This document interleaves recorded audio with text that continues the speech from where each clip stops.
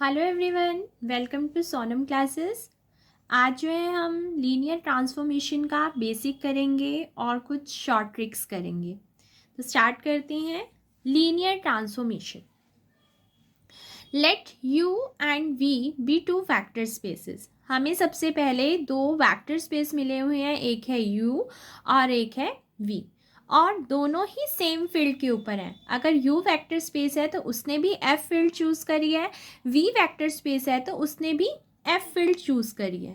Then a map t, और एक mapping ली गई है t जो कि कहाँ से कहाँ पर है, u से v पर। इस मैपिंग को, इस t को हम क्या बोलेंगे, लीनियर ट्रांसफॉर्मेशन, या फिर वेक्टर स्पेस होमोमॉर्फिज्म, या फिर क्या बोलेंगे, वेक्टर स्पेस होमोमॉर्फिज्म, या फिर क्या बोलेंगे, लीनियर ट्रांसफॉर्मेशन। किसको? t को।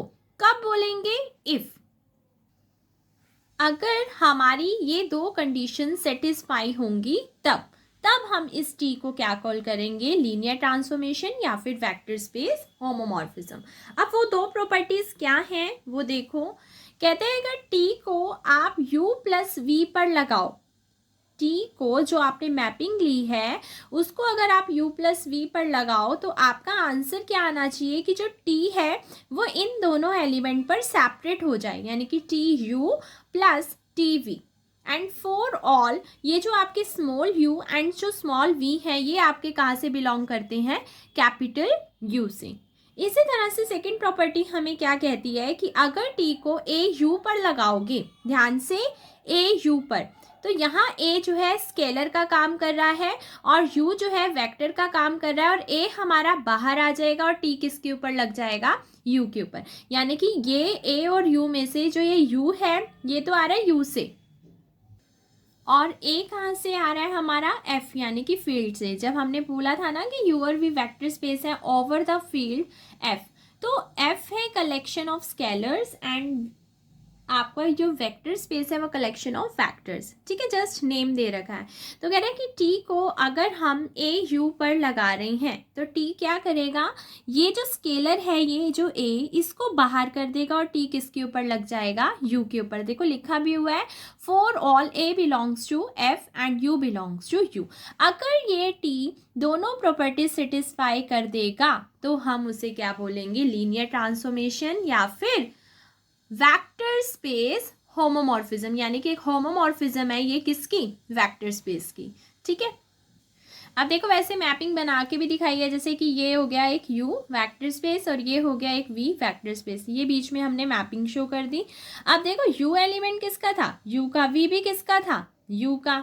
जब आप इसके ऊपर t लगाओगे तो t जब u पर लगेगा तो क्या बनेगा, tu। t जब v पर लगेगा तो क्या बनेगा, tv। अब क्योंकि u भी u का है, v भी u का है, तो जो u प्लस v है वो भी तो किस में होगा, क्योंकि एडिटिव प्रॉपर्टी होती है ना वेक्टर स्पेस के साथ। अगर u भी u का है, v भी u का है, तो ये जो टोटल एलिमेंट बना है u प्लस v, ये भी किसका हुआ, u का। अब इधर आओ, tu एलिमेंट किसका है, v का, tv एलिमेंट भी किसका है, v का।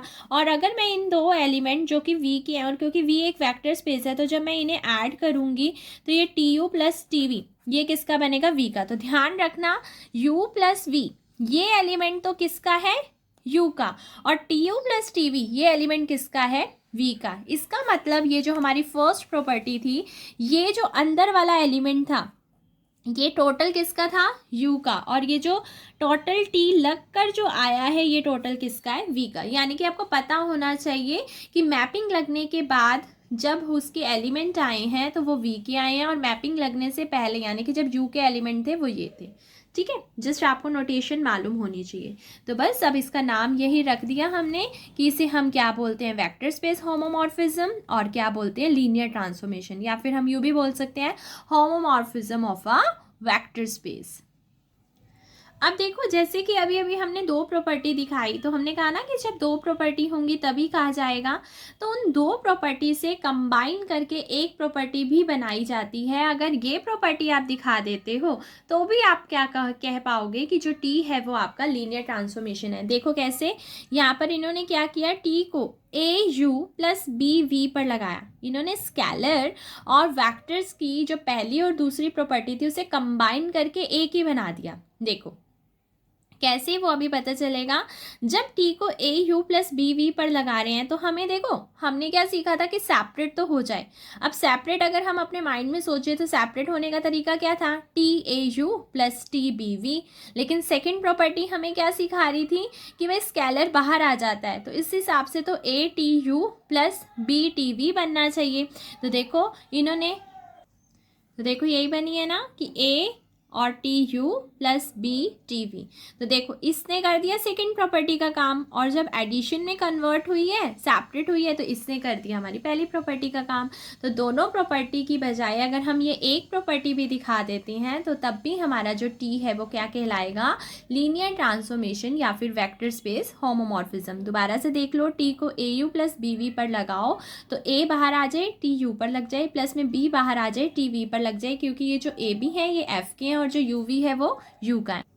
अब देखो उस एक प्रॉपर्टी को हम इस तरीके से भी कर सकते हैं, अगर आप उसकी बजाय ये वाली प्रॉपर्टी भी दिखाओगे तब भी हम टी को लीनियर ट्रांसफॉर्मेशन कह सकते हैं। इसके अंदर भी वो जो हमने स्टार्टिंग में सीखा था, दोनों ही प्रॉपर्टी का काम हो रहा है। देखो क्या इन्होंने क्या किया, टी को ए यू प्लस वी पर लगाया, तो देखो इन्होंने वो जो ऊपर वाली प्रॉपर्टी थी उससे ए भी लिया था, बी भी लिया था, पर वो ये कहना चाहता है कि जब ए से ही काम चल रहा है, आपको बस इतना ही दिखाना है ना कि भाई स्केलर बाहर आ जाता है, तो बी का क्या काम है, खाली एक से भी हम काम चला सकते हैं। तो आप तीनों में से जोन सी चीज़ चाहो वो चीज़ प्रूव कर सकते हो, चाहे स्टार्टिंग में जो सीखा था दो प्रॉपर्टी, चाहे वो दिखा के प्रूव कर दो, चाहे अभी ऊपर जो हमने सीखी थी चाहे वो दिखा के प्रूव कर दो, चाहे फिर ऐसे कर दो कि टी को ए यू प्लस वी पर लगाएं तो ए आपका बाहर आ जाएगा, टी किसके ऊपर लग जाएगा, यू पर, एंड प्लस टी वी पर आ जाएगा। तो यहाँ पर भी जो स्केलर है वो एफ से आया और जो यू वी है वो यू से आया। तो आप इनमें से तीनों में से जोन सी चीज़ दिखाना चाहो दिखा सकते हो अपने टी को लीनियर ट्रांसफॉर्मेशन प्रूव करने के लिए, या फिर वेक्टर स्पेस होमोमॉर्फिज्म, या फिर homomorphism of a vector space. ठीक है, आगे देखो लीनियर ट्रांसफॉर्मेशन के क्या क्या नेम और हो सकते हैं, देखते हैं। लीनियर ट्रांसफॉर्मेशन के अदर नेम एक तो अभी पता ही है हमें, वेक्टर स्पेस होमोमॉर्फिज्म, या फिर इसे लीनियर मैपिंग भी बोल सकते हैं, या फिर इसे लीनियर फंक्शन भी बोल सकते हैं। आपके एमसीक्यू में आ भी सकता है कि linear transformation is also called, तो फिर ऑप्शंस आ सकते हैं, तो आपको पता होना चाहिए वेक्टर स्पेस होमोमॉर्फिज्म भी, लीनियर मैपिंग भी और लीनियर फंक्शन भी। आगे देखो लीनियर ऑपरेटर। लीनियर ऑपरेटर क्या होता है, हमने linear mapping, linear function, linear transformation ये तो पढ़ लिया, अब नेम आया लीनियर ऑपरेटर। बिल्कुल सिंपल सा है। देखो लीनियर ट्रांसफॉर्मेशन तो अभी भी होनी चाहिए, बस एक छोटी सी चीज़ का फ़र्क है, वो ये है कि जब आप पहले मैपिंग बना रहे थे तो इधर आपने नाम यू रखा था और इधर वी रखा था ना, तो ये क्या कहना चाहता है कि आपकी लीनियर ट्रांसफॉर्मेशन का नाम लीनियर ऑपरेटर तब बनेगा जब आपके ये दोनों वेक्टर स्पेस क्या होंगे, सेम होंगे। यानी कि टी मैपिंग जब सेम से सेम पर ऑपरेट होगी तो फिर उस जब वो ट्रांसफॉर्मेशन वाली प्रॉपर्टी को प्रूव करेगा तो फिर उसे हम क्या कॉल कर सकते हैं, लीनियर ऑपरेटर। चाहे आप टी मैपिंग यू से यू पे बना लो, चाहे टी मैपिंग वी से वी पर बना लो, चाहे टी मैपिंग डब्ल्यू से डब्ल्यू पर बना लो, तो ऑपरेटर कब बोला जाएगा, जब अगर मान लो वो आपको ये कहते हैं ना कि T is a linear operator, तो समझ आना कि सेम से सेम पर गया। अब मान लो मैं आपको ये कहूँ कि T is a linear operator on V, इसका क्या मतलब है, इसका मतलब है कि जो टी मैपिंग है वो वी से वी पर है, इसलिए उसे दो नाम नहीं बताए, क्योंकि लीनियर ऑपरेटर में अंडरस्टूड है कि आपका पहले वाला भी वही है और दूसरे वाला भी वही है। तो बस लीनियर ट्रांसफॉर्मेशन की प्रॉपर्टी तो दिखानी है, तो बस उस लीनियर ट्रांसफॉर्मेशन को लीनियर ऑपरेटर कहा जाएगा अगर वो सेम से सेम पर होगा। अब नेक्स्ट नेम आया है कि लीनियर फंक्शनल किसे कहते हैं। आप कहोगे कि लीनियर फंक्शन अभी तो पढ़ा था, वो लीनियर फंक्शन पढ़ा था जब हमने बोला था ना कि लीनियर ट्रांसफॉर्मेशन का अदर नेम लीनियर फंक्शन है, ये है लीनियर फंक्शनल। ठीक है, लीनियर फंक्शनल क्या होता है, ध्यान से देखो। लीनियर ट्रांसफॉर्मेशन वाली चीज़ तो अभी भी चाहिए, प्रॉपर्टी तो प्रूव करनी है। बस लीनियर ट्रांसफॉर्मेशन लीनियर फंक्शनल कब बन जाती है कि जब आप पहला जो स्पेस लो वो तो हो वेक्टर स्पेस, और जो दूसरा स्पेस लो वो होनी चाहिए आपकी फील्ड। ठीक है। अगर एक मैपिंग U से F पर जा रही है, U से F का मतलब वेक्टर स्पेस से फील्ड पर जा रही है, तो फिर वो लीनियर ट्रांसफॉर्मेशन क्या बन जाती है? Linear functional. ठीक है। अगर आपको ये बोल दिया जाए कि लीनियर फंक्शनल, तो आप समझ आना कि पहले वाला वेक्टर स्पेस है, दूसरे वाला आपका फील्ड है। ठीक है। तो लीनियर ट्रांसफॉर्मेशन को हम क्या कॉल करेंगे? Linear functional. पता भी होना चाहिए, एमसीक्यूज में कई बार नेम भी पूछ लिया जाता है। नेक्स्ट है हमारी जीरो ट्रांसफॉर्मेशन क्या होती है। अब जीरो ट्रांसफॉर्मेशन वाली प्रॉपर्टी तो होनी चाहिए। अब जीरो ट्रांसफॉर्मेशन क्या होगा? नंबर 1 तो ये सेम से सेम पर होना चाहिए। ठीक है, ये ले लिया मैंने U से U पर। मैपिंग का नाम आप चाहो तो O रख लो, आप चाहो तो T रख लो, जस्ट एज अ नोटेशन है। मेन हमें इसकी प्रॉपर्टी को होल्ड करवाना है, नाम चाहे कुछ भी हो सकता है। सेम से सेम पर जीरो ट्रांसफॉर्मेशन की मैंने नोटेशन क्या दे दी? O। अब किसको कहेंगे वो देखते हैं। कहते हैं एक linear transformation O from U to U such that, अगर O को U पर लगाएं तो आंसर क्या आए? 0 for all U belongs to U। ध्यान से समझना इसे क्या बोला। कहता है मैपिंग को अगर आप कोई से भी वेक्टर पर लगा रहे हो, स्मॉल u लिखा है ना, स्मॉल u किसको रिप्रेजेंट कर रहा है? Element of capital U। कहते हैं और फॉर ऑल, यानी कि वो ये कहना चाहता है कि इस मैपिंग को आप फर्स्ट वाले स्पेस के किसी भी एलिमेंट पर लगाते हो तो आंसर हमेशा क्या आ रहा है? 0। देखो यहाँ पर मैं आपको करके दिखाती हूँ। यहाँ पर है हमारी मैपिंग O। आपके पास यहाँ बहुत सारे एलिमेंट है, मान लो पहला, दूसरा, तीसरा, इस तरीके से बहुत सारे एलिमेंट है।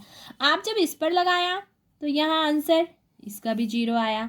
जब आपने इस पर लगाया इसका भी आंसर 0 आया, इस पर लगाया इस पर भी 0 आया, इस पर लगाया इस पर भी 0, इस पर भी 0, इस पर भी 0, इस पर भी 0, इस पर भी 0। तो कहने का क्या मतलब है कि ये O मैपिंग जब U के वेक्टर्स पर लगी, U के एलिमेंट पर लगी, कैपिटल U के एलिमेंट पर लगी, तो उसने हमेशा आंसर क्या दिया? 0। तो जब कोई मैपिंग हमेशा आंसर क्या देती है? 0 देती है हर एलिमेंट पर लगकर, तो उस मैपिंग को हम क्या बोलते हैं? Zero transformation. अब देखो आपका ओके ओ नोटेशन लिया है, आप चाहो तो टी नोटेशन भी ले सकती हो। देखो अब देखो मैंने लिया linear transformation T। Linear transformation वाली प्रॉपर्टी तो होनी ही चाहिए, मतलब अंदर वो वाली प्रॉपर्टी तो होल्ड करती हो, वो जो 2 प्रॉपर्टी सीखी थी या फिर वो एक प्रॉपर्टी सीखी थी। कहते हैं टी एक मैपिंग है सेम से सेम पर हो, सच दैट कि टी को आप कैपिटल U के किसी भी एलिमेंट पर लगाओ तो आंसर क्या आना चाहिए? 0। मतलब मैपिंग को फर्स्ट स्पेस के किसी भी एलिमेंट पर लगाया जाए तो हर एलिमेंट पर लगकर वो अगर आंसर 0 दे रहा है तो हम आपका for all U belongs to U, तो फिर वो क्या कहलाएगा? आपकी जीरो ट्रांसफॉर्मेशन। नेक्स्ट है हमारा आइडेंटिटी ट्रांसफॉर्मेशन। आइडेंटिटी, अब जैसे 0 से क्लियर था ना जीरो ट्रांसफॉर्मेशन, तो उससे हम थोड़ा सा ये लगा सकते हैं जिसका आंसर 0 आ रहा हो। आइडेंटिटी मतलब यहाँ पर सेम को रिप्रेजेंट करेगी। देखो अभी तभी क्लियर होगा जैसे आएगा, इसकी प्रॉपर्टी हम पढ़ेंगे। A linear transformation I from V to V। एक तो ये भी सेम से सेम पर होनी चाहिए। आप कहोगे कि पिछले में U लिया था इसमें V लिया, आपकी मर्जी है, आप वहाँ पर भी V से V ले सकते हो, आप यहाँ पर भी U से U ले सकते हो। ठीक है। एक लीनियर ट्रांसफॉर्मेशन आई मैपिंग ले ली जस्ट फॉर नोटेशन, जैसे कि आइडेंटिटी है तो आई नाम रख दिया, मैं आपको T लेके भी दिखाऊंगी। ठीक है। आई मैपिंग है V से V पर सच दैट, अब देखो क्या बोला इससे, आई को V के किसी भी एलिमेंट पर लगाते हैं तो वही एलिमेंट वापस आ जाता है। मतलब देख लो, आई को V पर लगाया तो V आ गया, और इसने बोला भी है for all V belongs to V। कहने का मतलब ये है आई को 1 पर लगाओगे तो आंसर 1 आएगा, आई को 2 पर लगाओगे तो 2 आएगा, आई को 3 पर लगाओगे तो 3 आएगा, आई को 4 पर लगाओगे तो 4 आएगा। आइडेंटिटी वही का वही आपको वापस दे देती है। ठीक है। तो इसे क्या बोलेंगे? Identity transformation. देखो जैसे कि मान लो मैंने यहाँ पर किसी भी एलिमेंट पर लगाया, मान लो U पर लगाया आई को, तो ये U से कनेक्ट हो गया। मान लो मैंने V पर लगाया तो ये V से कनेक्ट हो गया। मान लो मैंने W पर लगाया तो ये W से कनेक्ट हो गया। तो जब आई जिस भी एलिमेंट पर लगेगी वही एलिमेंट वापस आ जाएगा। अब T में देखो कैसे लिख सकते हैं, a linear transformation T from V to V, यानी कि सेम से सेम पर, सच दैट कि टी को अगर वी पर लगाएंगे तो आंसर वी आएगा for all V belongs to V, is called the identity transformation. अगर कोई ट्रांसफॉर्मेशन, कोई लीनियर ट्रांसफॉर्मेशन ये प्रॉपर्टी रख रही है कि आप जिस एलिमेंट पर लगा रहे हो वही एलिमेंट वापिस आ रहा है, तो फिर उस लीनियर ट्रांसफॉर्मेशन को हम क्या बोल देते हैं? Identity transformation. नेक्स्ट डेफिनेशन है हमारी वन वन लीनियर ट्रांसफॉर्मेशन। अब वन वन लीनियर ट्रांसफॉर्मेशन क्या होती है? पढ़ो, a linear transformation T from U to V, मतलब इसमें सेम से सेम का कोई स्पेसिफिक नहीं है, कोई रूल नहीं है कि आपको सेम से सेम पे लेना, मतलब आप अलग अलग भी ले सकते हो और सेम भी ले सकते हो, क्योंकि उन्होंने यू से वी लिखा है ना, तो मैं चाहूँ तो वी को यू भी ले सकती हूँ, नहीं चाहूँ तो नहीं ले सकती। मतलब कहने का ये है कि आप सेम से सेम पर भी ले सकते हो और आप डिफरेंट लेना चाहो तो डिफरेंट भी ले सकते हो, ठीक है। A linear transformation T from U to V is said to be, हम इसे क्या बोलेंगे? One one linear transformation. कब? अगर, ध्यान से पढ़ना, for any U V belongs to U, अगर आप कैपिटल यू के कोई भी दो एलिमेंट उठाते हो तो आप देखोगे कि उन एलिमेंट की अगर इमेज सेम आ रही है, इमेज, क्योंकि जब टी जिस एलिमेंट पर लगता है, मान लो टी को मैंने यू पर लगाया है, तो टी यू मतलब ये यू एलिमेंट की इमेज है, ठीक है। टी वी मतलब ये वी एलिमेंट की इमेज है।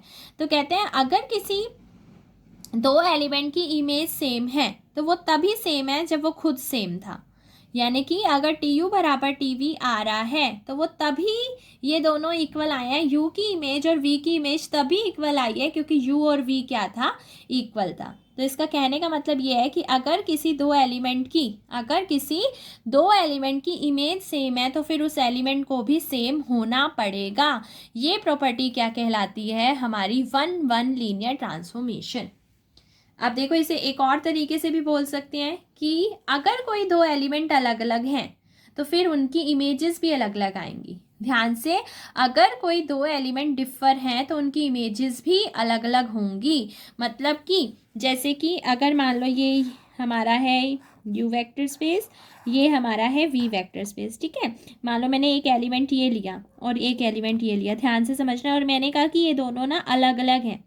तो कहते हैं जब इस एलिमेंट पर मैपिंग लगेगी तो आंसर इधर आएगा ना, कहते हैं मान लो वो आंसर ये आ गया, और फिर जब इस एलिमेंट पर आपने मैपिंग लगाई तो अब आंसर सेम नहीं आएगा, यहाँ से यहाँ नहीं जाएगा, बल्कि इसका आंसर अपना ही कोई अलग आएगा।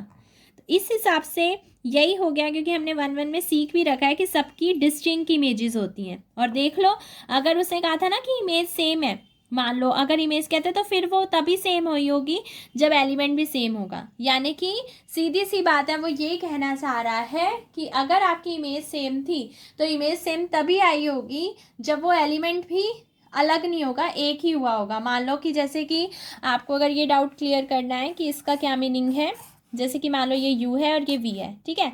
मान लो ये मेरा टी यू है और यही मेरा टी वी है, ठीक है। तो टी यू और टी वी एक हो गए ना, तो कहते हैं तभी हुआ होगा जब यहाँ पर ये यू और वी भी एक होंगे। तो इमेज तो एक ही निकली ना, क्योंकि यू भी इसी का नाम, वी भी इसका नाम, टी यू भी इसी का नाम, टी वी भी इसका नाम, तो होगी ना, एक ही तो वो हुई, एक ही तो कनेक्ट हुआ। और जब मैंने देखो यू और वी को अलग लिया था तो यू ने अपनी इमेज ली थी, मान लो ये था मेरा यू, तो ये मेरा बना टी यू, ये मेरा था v, तो ये मेरा था टीवी। तो वन वन का कहने का सिर्फ इतना ही मतलब है कि अगर आपके डिफरेंट एलिमेंट हैं तो उनकी इमेजेस भी डिफरेंट होंगी। तो डिफरेंट एलिमेंट अगर आपकी डिफरेंट इमेज रखती हैं तो उन्हें क्या बोलते हैं? One one linear transformation. और वैसे भी वन वन में हमने पढ़ भी रखा है कि डिस्टिंक्ट इमेज होती हैं, ठीक है। तो लीनियर ट्रांसफॉर्मेशन में भी यही है कि हर अलग अलग एलिमेंट अपनी अलग अलग इमेज रखेगा। अब इसको और किस नाम से बुला सकते हैं, देखते हैं। A one-one linear transformation is also called injective linear transformation। कई बार पूछा भी जाता है कि injective linear transformation क्या है, तो सेम डेफिनेशन कि different element has a different images is called the injective linear transformation or one-one linear transformation। Onto linear transformation. अब ऑन टू लीनियर ट्रांसफॉर्मेशन क्या होती है उसको भी पढ़ते हैं। A linear transformation T from U to V is said to be onto linear transformation. अब कब कहेंगे देखते हैं। कहते हैं if for each v belongs to v, अब वी देखो सेकंड सेट है और यू आपका फर्स्ट सेट है, ठीक है। कहते हैं अगर आप वी का कोई भी एलिमेंट उठाते हो, एनी एलिमेंट, अगर आप सेकंड सेट से कोई भी एलिमेंट उठाते हो तो कहते हैं इस के किसी भी एलिमेंट के लिए आपको इस सेट में पक्का कोई ना कोई एलिमेंट ज़रूर मिलेगा। There is an element U belongs to U such that कि आप उस टी को यू पर लगाओगे तो आंसर आपका वी ही आ जाएगा, ठीक है। देखो क्या चीज़ कहना चाह रहा है वो ध्यान से समझना इसका मीनिंग। जैसे ये है आपकी यू और ये है आपकी वी और ये है आपकी मैपिंग, तो वो ये कहना चाह रहा है कि अगर आप यहाँ का कोई एलिमेंट उठाया, ठीक है, तो ये एलिमेंट पक्का यहाँ पर किसी ना किसी एलिमेंट से कनेक्ट जरूर होगा। वो ये कहना चाह रहा है कि आप इस सेट का कोई भी एलिमेंट उठाओ तो वो यहाँ किसी ना किसी से कनेक्ट जरूर होगा। वो ये नहीं कह रहा कि भाई सारे अलग अलग ना, उसको सिर्फ इतना मतलब है कि मेरा इस वाली जगह से कोई एलिमेंट ऐसा ना हो कि ये बच जाए, कि ये इधर से कनेक्ट ना हो, ऐसा नहीं होना चाहिए। देखो अब जैसे कि ये इससे कनेक्ट है, ये इससे कनेक्ट है और मैंने मान लो ये इसको किसी से कनेक्ट नहीं किया, तो इसका मतलब तो ये हो गया ना कि वी में एक एलिमेंट है कि उसके लिए यू में कोई एलिमेंट नहीं है कि उसके ऊपर टी लगाऊं तो ये आ जाए। तो इसका मतलब फिर ये ऑन टू नहीं हुआ। ऑन टू कब होगा? जब इस वाले सर्कल में से अगर मैंने कोई एलिमेंट उठाया है तो इधर आपका कोई ना कोई एलिमेंट जरूर होना चाहिए कि जो कि इससे क्या हो जाए, कनेक्ट हो जाए। वो ये कहना चाह रहा है, ठीक है। तो इसका मतलब हमारे पास क्या हो गया कि इस वाले सेट से कोई भी एलिमेंट बचना नहीं चाहिए। अब देखो अगर मान लो मैं यहाँ पर कोई एलिमेंट है ना, मान लो इसका नाम यू है और मैं कहूँ कि यू इससे कनेक्ट है, तो इस मान लो मैं कह रही हूँ कि यू ना इससे कनेक्ट है, मान लो इसका नाम वन है, तो मैं कहूँगी कि यू वन इमेज रखता है। अब वन क्योंकि इससे कनेक्ट है ना, वन क्या बोलेगा, वन कहेगा कि मेरी प्री इमेज ये है। तो कहने का मतलब क्या है कि इस सर्कल में हर एलिमेंट की अपनी प्री इमेज होनी चाहिए। वो देखो यही लिखा हुआ है, every element of capital V यानी कि second set has a pre image in you, कि वो इस यू वाले सेट में क्या रखता हो, प्री इमेज। इधर वाले एलिमेंट क्या बोलते हैं, जैसे कि मान लो इसका नाम यू है, इसका नाम मान लो ए है, इसका नाम बी है, मतलब कुछ भी, U1 है, U2 है या U3, तो U1 कहेगा कि मैं इमेज रखता हूँ वन, U2 कह रहा है मैं रख रहा हूँ टू, U3 कह रहा है मैं थ्री रख रहा हूँ। तो वन क्या बोलेगा, वन कहेगा मेरी प्री इमेज है U1, टू कहेगा मेरी प्री इमेज है U2, थ्री कहेगा मेरी प्री इमेज है U3। तो आप समझ गए ये एलिमेंट क्या बोलते हैं कि हम अपनी प्री इमेज रखते हैं इस सेट में, और ये एलिमेंट क्या बोलते हैं, हम अपनी इमेज रखते हैं इस सेट में, ठीक है। तो कहना चाह रहा है वो कि वी का हर एक एलिमेंट यहाँ से कनेक्ट होगा, कि वी के हर एक एलिमेंट के लिए, मान लो इसका नाम वी है और वी के एलिमेंट के लिए यहाँ पर एक यू ऐसा मिल गया कि जब मैंने इस टी को इस यू पर लगाया तो ये वी के ही बराबर हो गया। यानी कि जब देखो जब टी को यू पर लगाओगे तो पता है क्या बनेगा, टी यू, और टी यू खुद किसके बराबर हो गया, वी के। तो इसका मतलब वी के लिए इधर यू मिल गया ना, तो वो यही कहना चाह रहा है कि every element of we has a pre image in you. तो सीधी सी बात है, सिंपल वर्ड्स में मैं आपको बताती हूँ कि इस साइड से कोई भी एलिमेंट ऐसा बचना नहीं चाहिए जो यहाँ से कनेक्ट ना हो, यहाँ का हर एक एलिमेंट इससे कनेक्ट होना चाहिए, सिंपल वर्ड्स में, ठीक है। अब इसका भी दूसरा नाम है सर्जेक्टिव लीनियर ट्रांसफॉर्मेशन। एक ऑन्टो लीनियर ट्रांसफॉर्मेशन को हम क्या बोलते हैं, सर्जेक्टिव लीनियर ट्रांसफॉर्मेशन। नेक्स्ट डेफिनेशन है bijective linear transformation. A one-one and onto linear transformation T from U to V is called a bijective linear transformation। Simple सी बात है, एक लीनियर ट्रांसफॉर्मेशन जो कि वन वन भी है और ऑन टू भी है, यानी कि एक ऐसी ट्रांसफॉर्मेशन, एक ऐसी लीनियर ट्रांसफॉर्मेशन जिसके पास दोनों चीज़ें हैं, वन वन वाली भी है और ऑन टू वाली भी है, तो फिर उस लीनियर ट्रांसफॉर्मेशन को हम क्या बोलते हैं, बाइजेक्टिव लीनियर ट्रांसफॉर्मेशन। तो अगर बाइजेक्टिव लीनियर ट्रांसफॉर्मेशन पूछा जाए तो आप यूँ भी कह सकते हो, a linear transformation which is injective as well as surjective। तो उस चीज़ को हम क्या बोलेंगे, बाइजेक्टिव। या फिर आप यूँ भी कह सकते हो a linear transformation which is one one as well as on to is called the bijective linear transformation। ठीक है। अब इसको भी किसी और नाम से बुलाया जा सकता है, वो नेम क्या है देखो, it is also known as vector space isomorphism. यानी कि आइसोमॉर्फिज्म वेक्टर स्पेस की कौन होती है, वो बाइजेक्टिव लीनियर ट्रांसफॉर्मेशन ही होती है। तो अब आपको पूरा कंप्लीट पता चल गया होमोमॉर्फिज्म और आइसोमॉर्फिज्म। होमोमॉर्फिज्म वेक्टर स्पेस की कौन होती है, लीनियर ट्रांसफॉर्मेशन। और मतलब लीनियर ट्रांसफॉर्मेशन वाली प्रॉपर्टी होते ही वो होमोमॉर्फिज्म बन जाती है वेक्टर स्पेस की। लेकिन आइसोमॉर्फिज्म अगर वेक्टर स्पेस की बनानी है तो कब बनेगी? जब वो लीनियर ट्रांसफॉर्मेशन भी होगी, जब वो 1-1 भी होगी, जब वो ऑन टू भी होगी। अगर ये तीनों बातें होंगी, एक लीनियर ट्रांसफॉर्मेशन भी, 1-1 भी, ऑन टू भी, तो फिर उसे हम आइसोमॉर्फिज्म बोलेंगे। किसकी? वेक्टर स्पेस की, यानी कि वेक्टर स्पेस आइसोमॉर्फिज्म। ठीक है। अब देखो कुछ शॉर्ट ट्रिक्स हैं, जैसे कि अभी हमने 1-1 ऑन टू सीखा ना, तो 1-1 ऑन टू के लिए ट्रिक्स हैं कि हम बहुत ही इजीली फाइंड कर पाएंगे कि जैसे कि वो 1-1 नहीं है, ये हम बहुत जल्दी पता कर सकते हैं कि 1-1 नहीं है या फिर ऑन टू नहीं है। ठीक है, देखो क्या रूल है। देखो जब हम मैपिंग बनाते हैं तो जैसे इस सेट से सेट पे जाते हैं ना, मान लो इसका कुछ भी नेम है, जैसे यू है और इसका नेम है वी। अब देखो मैंने क्या लिखा हुआ है यहाँ पर, ज़्यादा और यहाँ पर कम। अभी आपको बताती हूँ ज़्यादा कम का क्या मतलब है, बस आप पहले इतनी चीज़ सुन लो। अगर कोई मैपिंग ज़्यादा से कम पर जा रही हो तो वो कभी भी 1-1 नहीं होती। अगर कोई मैपिंग ज़्यादा से कम पर जा रही हो तो वो कभी भी 1-1 लीनियर ट्रांसफॉर्मेशन नहीं होती। अब ये ज़्यादा कम का क्या मतलब है? देखो ये एक वेक्टर स्पेस है, ओके, तो इसकी कोई ना कोई डायमेंशन तो होगी। अब डायमेंशन और बेसिस वाला मैं वीडियो पहले डाल चुकी हूँ, अगर आपको बेसिस डायमेंशन नहीं मालूम तो आप वो वीडियो देख सकते हो। ठीक है, तो ये एक वेक्टर स्पेस है, तो इस वेक्टर स्पेस की कोई ना कोई डायमेंशन तो होगी ना। ओके, इसी तरह से ये एक वेक्टर स्पेस है तो इसकी भी कोई ना कोई डायमेंशन होगी। मान लो मैं आपको कहती हूँ कि इसकी डायमेंशन जो है 7 है, और मान लो मैं आपको कहती हूँ इसकी डायमेंशन 4 है, तो 7 और 4 में से कौन ज़्यादा और कौन कम है? ये ज़्यादा है और ये कम है। तो ये मैपिंग ज़्यादा वाले वेक्टर स्पेस से कम वाले वेक्टर स्पेस पर जा रही है, तो इसीलिए ये कभी भी 1-1 नहीं होगी। आप खुद सोचो ना, अब ज़्यादा है तो मान लो यहाँ के एलिमेंट ज़्यादा होंगे और यहाँ के एलिमेंट कम होंगे। ठीक है, ट्रिक के लिए।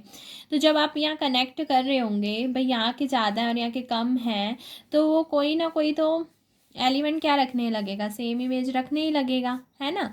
तो मतलब जस्ट फॉर अ ट्रिक, आपको सिर्फ लर्न करने के लिए ये चीज़ बता रही हूँ कि जैसे मैंने यहाँ पर जान के 4 बनाए और यहाँ पर 3 बनाए। अब जैसे यहाँ पर मैंने दिखा दिया कि देखो ये भी इससे अब आप वैसे कहोगे यहाँ पर भाई आप बचा लोगे तो भी यहाँ पर क्या हो जाएगा कि सेम आ जाएंगे। आप कहोगे यहाँ ज़्यादा, अब यहाँ ज़्यादा तो है नहीं, यहाँ तो कम है। तो यहाँ से जब कनेक्ट कर, क्योंकि यहाँ से कभी भी बच नहीं सकते, क्योंकि वरना मैपिंग ही नहीं बनती, यहाँ से कभी बच ही नहीं सकते। तो इसका मतलब यहाँ वाले कभी ना कोई तो सेम बनेगा ही बनेगा, आप जितनी मर्जी कोशिश करो बनेगा। और आपने सीखा था 1-1 की डेफिनेशन में कि भाई डिफरेंट एलिमेंट की तो डिफरेंट इमेज होनी चाहिए, पर अगर आपके यहाँ ज़्यादा और यहाँ कम है तो भाई कोई ना कोई एलिमेंट तो सेम इमेज रखेगा ही रखेगा, इसलिए 1-1 नहीं होता। तो जस्ट अब तो आपको रिजल्ट ही लर्न करना है, अगर ज़्यादा से कम पर जा रहा हो तो कभी भी 1-1 नहीं होती वो मैपिंग। अच्छा, अब आप कहोगे फिर ऑन टू के बारे में बताओ। देखो ज़्यादा से कम में हम इतना तो श्योर है कि 1-1 तो नहीं होगा, कंफर्म है, लेकिन ऑन टू के बारे में हम कुछ नहीं कह सकते। ऑन टू के लिए आपको क्या करना पड़ेगा? रैंक मैट्रिक्स बनानी पड़ेगी, यानी कि आपको एक मैट्रिक्स बनानी पड़ेगी और उसको चेक करना होगा कि वो फुल रैंक की है या नहीं है। ये टॉपिक मैं लीनियर ट्रांसफॉर्मेशन की पार्ट 3 में बता चुकी हूँ, आप वहाँ पर देख सकते हो। MCQ लीनियर ट्रांसफॉर्मेशन पार्ट 3, वहाँ पर इस कॉन्सेप्ट को मैंने अच्छे से करवाया हुआ है। सेकंड पार्ट में, पार्ट 2 में मैट्रिक्स बनानी सिखाई हुई है कि किस तरीके से मैट्रिक्स हम बनाते हैं। ठीक है, अगर आपको एक मैपिंग दे रखी हो तो मैट्रिक्स कैसे बनती है, और फिर उस मैट्रिक्स से हम 1-1 ऑन टू कैसे चेक करते हैं, वो आपको पार्ट 3 में बताया गया है। ठीक है, मैं उसका लिंक भी डिस्क्रिप्शन बॉक्स में डाल दूंगी, पार्ट 1 का, पार्ट 2 का और पार्ट 3 का। ये तीनों ही पार्ट्स आपके MCQ के हैं। आज जो है आपको मैं इसका इंट्रो और बेसिक करवा रही हूँ कि किस लीनियर ट्रांसफॉर्मेशन को क्या बोलते हैं। ठीक है, तो ऑन टू आपको पता चल गया। ऑन टू चेक करना है तो ऑन टू के बारे में मैं कुछ नहीं कह सकती है या नहीं है, उसके लिए आपको फुल रैंक मैट्रिक्स से चेक करना पड़ेगा। ठीक है, तो 1-1 के बारे में हम कंफर्म थे, अगर ज़्यादा से कम होगा तो 1-1 नहीं होगा। इसी तरह से अगर कोई मैपिंग कम से ज़्यादा पर जा रही हो, कम से ज़्यादा का मतलब समझ के ना कि इसकी डायमेंशन कम है और इसकी डायमेंशन ज़्यादा है। अब सोचो भाई, इसकी डायमेंशन कम है, इसकी डायमेंशन ज़्यादा है, तो फिर यहाँ पर तो एलिमेंट बचने लग गए। क्योंकि इसके पास तो ज़्यादा एलिमेंट है और इसके पास कम है।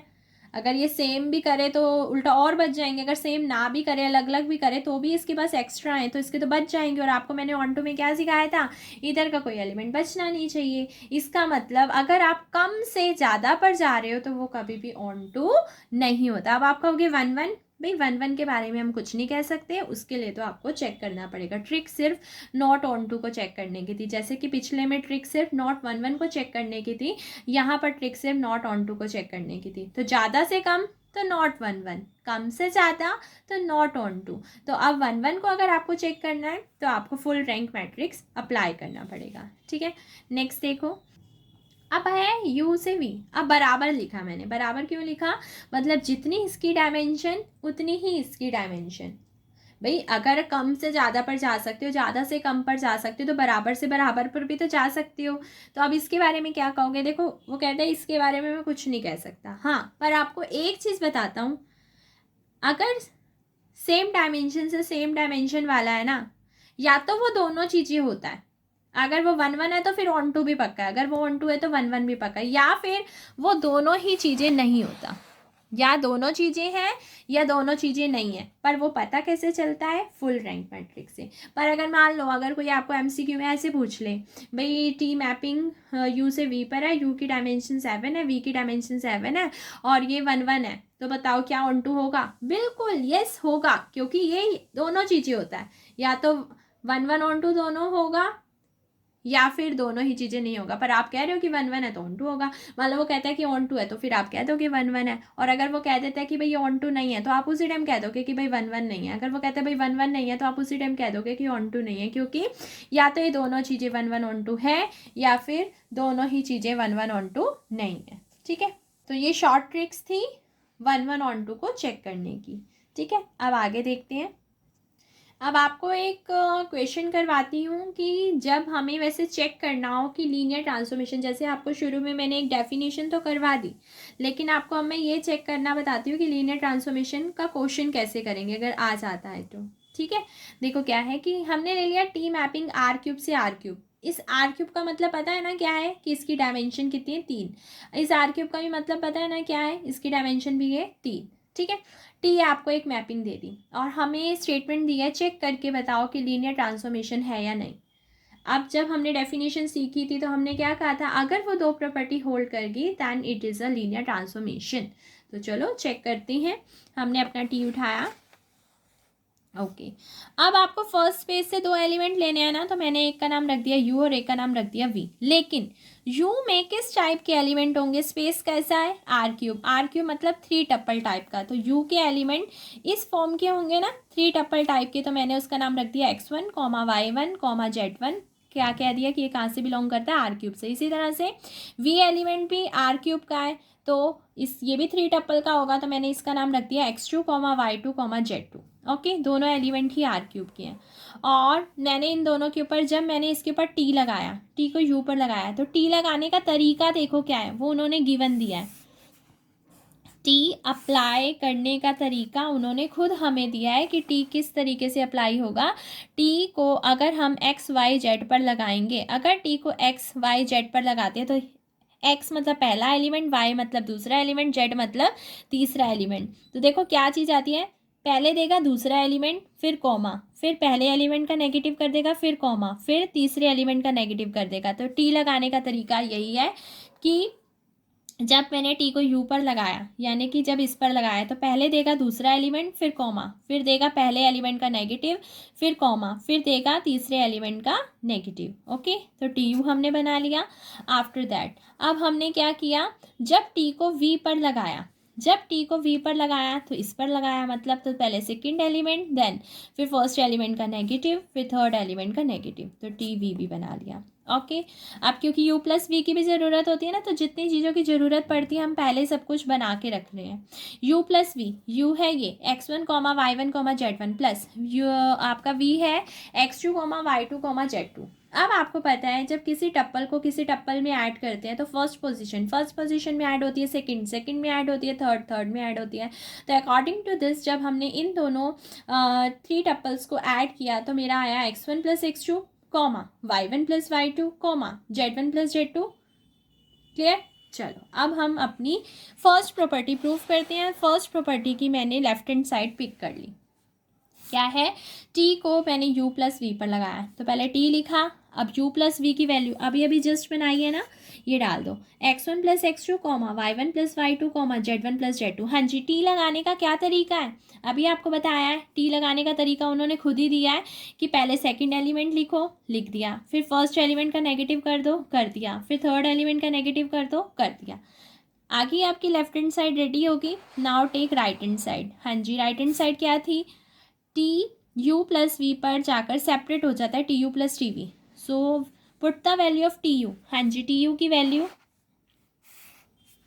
लगा दी, y1 minus x1 minus z1, फिर प्लस लगा दिया टी वी की वैल्यू क्या है, दिस। अब अभी अभी सिखाया ना आपको, जब ऐसे टपल्स को ऐड करना हो तो फर्स्ट वाला फर्स्ट में ऐड हो जाता है, सेकंड वाला सेकंड में ऐड हो जाता है, थर्ड वाला थर्ड में ऐड हो जाता है। ठीक है, अब क्योंकि हमें ये फॉर्म बनानी है तो हमने देखा इन दोनों में से नेगेटिव कॉमन लिया हुआ है, इन दोनों में से भी। अब बताओ लेफ्ट हैंड साइड और राइट हैंड साइड सेम है या नहीं है, सेम है ना। तो इसका मतलब हमने प्रूव कर दिया कि टी को यू प्लस वी पर लगा रहे हैं, तो आंसर कितना आ रहा है, T U plus T V. तो our first property is satisfied. अब नाउ सेकेंड प्रॉपर्टी। अब सेकेंड प्रॉपर्टी में आपको पता है ना कि ए यू चाहिए, तो पहले ए यू बना के रख लेते हैं। A is a scalar and U is a vector. U is a vector from the first space and our first space is capital U and sorry capital U नहीं, आर क्यूब। आर क्यूब में किस type के element है, x1 y1 z1 type के, मतलब three tuple type के। तो मैंने a एज इट इज़ रखा, u तो मैंने लिया ही था, u का नेम क्या रखा था, x1 y1 comma z1 is equal to. अब a को पहले अंदर मल्टीप्लाई कर दो, a स्केलर है तो तीनों के साथ जाकर मल्टीप्लाई हो गया, देन क्या बन गया, a x1 a y1 and a z1। अब लेफ्ट हैंड साइड पिक करी, हमारी लेफ्ट हैंड साइड क्या थी कि t को आप a u पर लगाओ, और आपको पहुंचना कहाँ पर है कि आपका a बाहर चला जाए, t सिर्फ किसके ऊपर लग जाए, u के ऊपर। तो स्टार्ट करते हैं कि टी को जब ए यू पर लगाया, अब जब टी को ए यू पर लगाया तो टी तो पड़ा रहा, हाँ जी, ए यू हमारा था, ये रहा, है ना। तो मैंने ए यू की वैल्यू पुट कर दी। अब टी लगाने का तरीका आपको पता है, पहले सेकंड एलिमेंट लिखो, ओके, कॉमा, फिर फर्स्ट एलिमेंट का नेगेटिव, यस, फिर थर्ड एलिमेंट का नेगेटिव। ये टी लगाने का तरीका वो खुद ही गिवन देगा, तो उसके गिवन के अकॉर्डिंग ही हमने ये चीज़ करी है। ओके, तो अब मैंने ए क्या ले लिया, यहाँ पर कॉमन ले लिया, तीनों में था, तो यहाँ बचा y1, यहाँ बचा माइनस x1, यहाँ बचा माइनस z1, तो ए पड़ा रहा। इसका असली नाम क्या था, ये हमारा टी यू ही था, है ना। जब सेकंड एलिमेंट उतारा था, फिर फर्स्ट का नेगेटिव किया था, फिर सेकंड का नेगेटिव सॉरी थर्ड का नेगेटिव किया था, तो that is over T U. तो अब बताओ हम क्या लेके चले थे, टी ए यू, और पहुंच कहाँ पर गए, ए टी यू पर, तो which is our right hand side. Hence both properties are satisfied, therefore it is a linear transformation.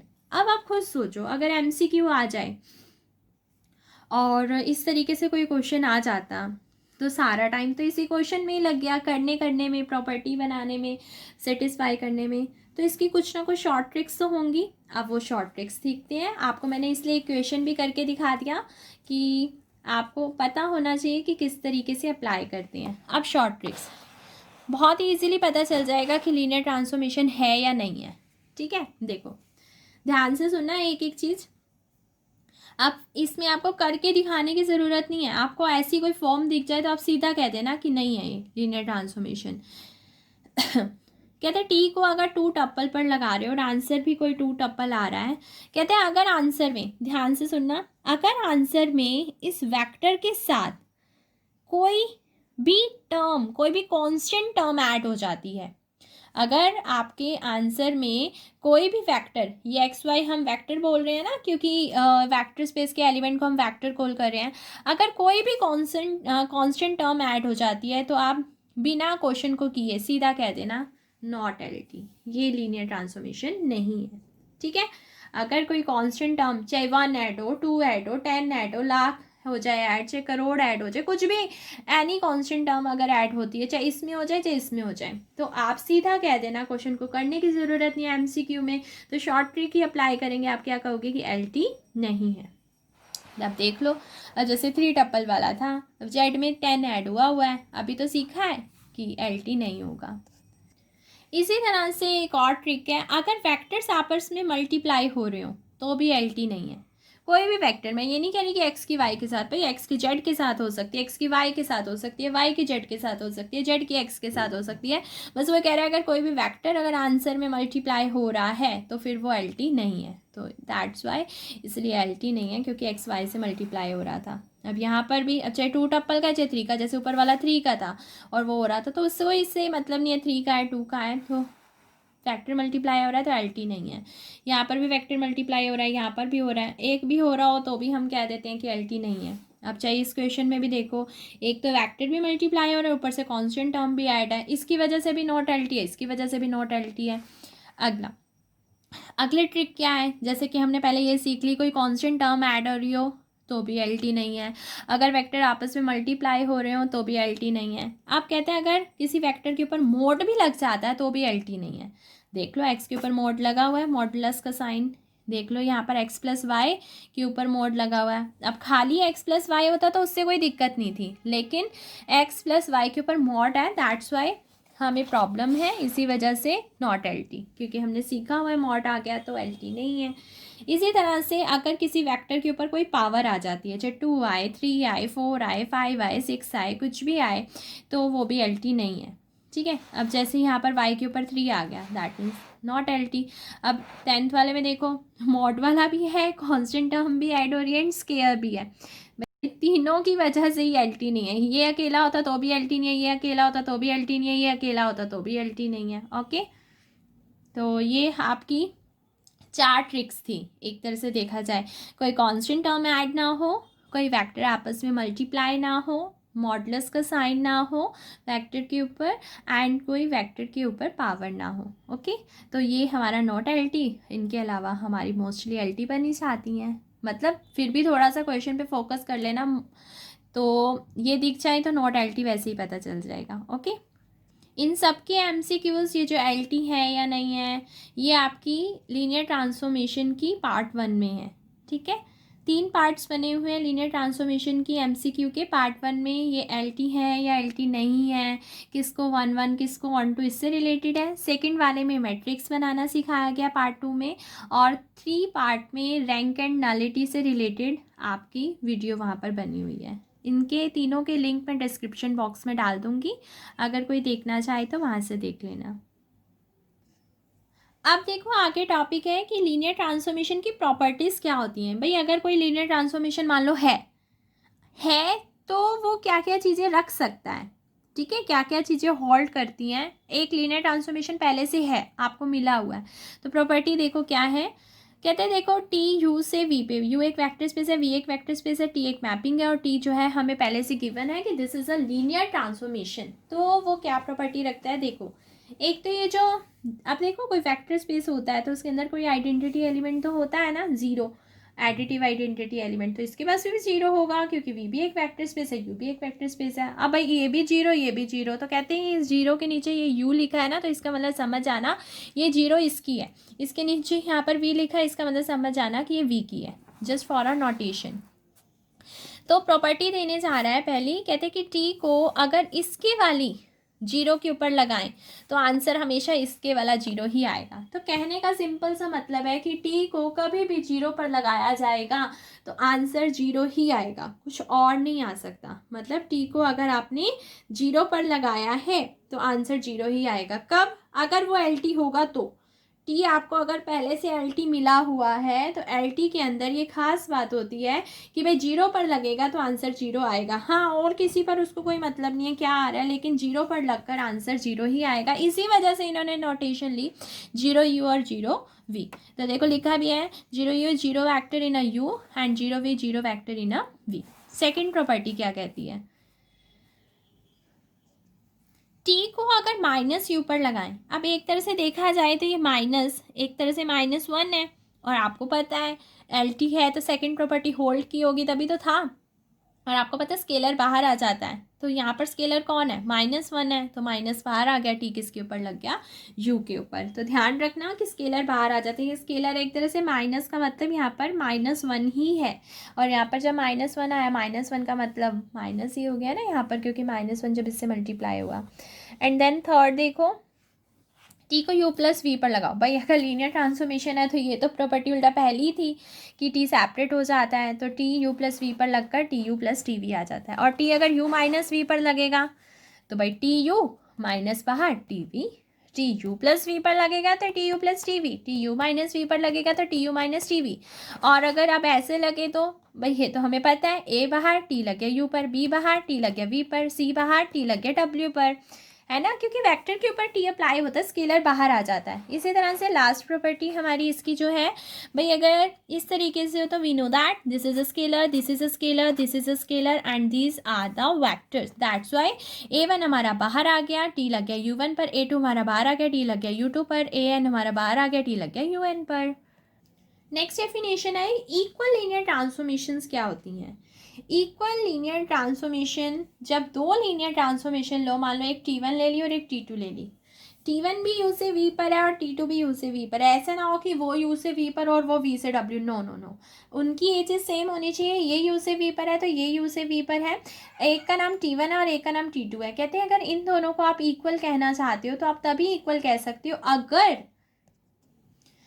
T1 जो U के एलिमेंट पर लगकर आंसर दे रही है, T2 भी U के एलिमेंट पर, उसी एलिमेंट पर लगकर वही आंसर देगी। मान लो जैसे कि मैं आपको और लिखा भी हुआ है for all U belongs to U। मान लो मैं आपको कहूँ कि T1 ना 5 पर लगकर आंसर मान लो कुछ भी दे रहा है, जस्ट फॉर अ नोटेशन, मान लो मैंने कहा 7 दे रहा है, तो फिर कहता है कि T2 भी ना 5 पर लगकर आंसर 7 ही दे। अच्छा, वो कहता है कि T1 A पर लगकर आंसर ना B दे रहा है, तो कहता है फिर T2 भी A पर लगकर आंसर क्या दे, B। तो कहने का मतलब क्या है कि T1 और T2 जिस भी एलिमेंट पर लग रहे हैं, अगर दोनों सेम एलिमेंट पर लग रहे हैं तो वो सेम ही आंसर देंगे, तभी हम इन्हें क्या बोलेंगे, equal linear transformation. Most important topic, अगर आपको टी निकालना हो, जैसे अभी तक टी मैपिंग गिवन होती थी ना, अगर आपको टी मैपिंग ही बनाने के लिए दे दी जाए तो कैसे निकालते हैं, तो एक क्वेश्चन मैं इसका करवा देती हूँ ताकि आपको आइडिया लग जाए कि टी किस तरीके से निकाला जाता है। ठीक है, तो एक छोटा सा क्वेश्चन करवा देती हूँ, देखो क्या है।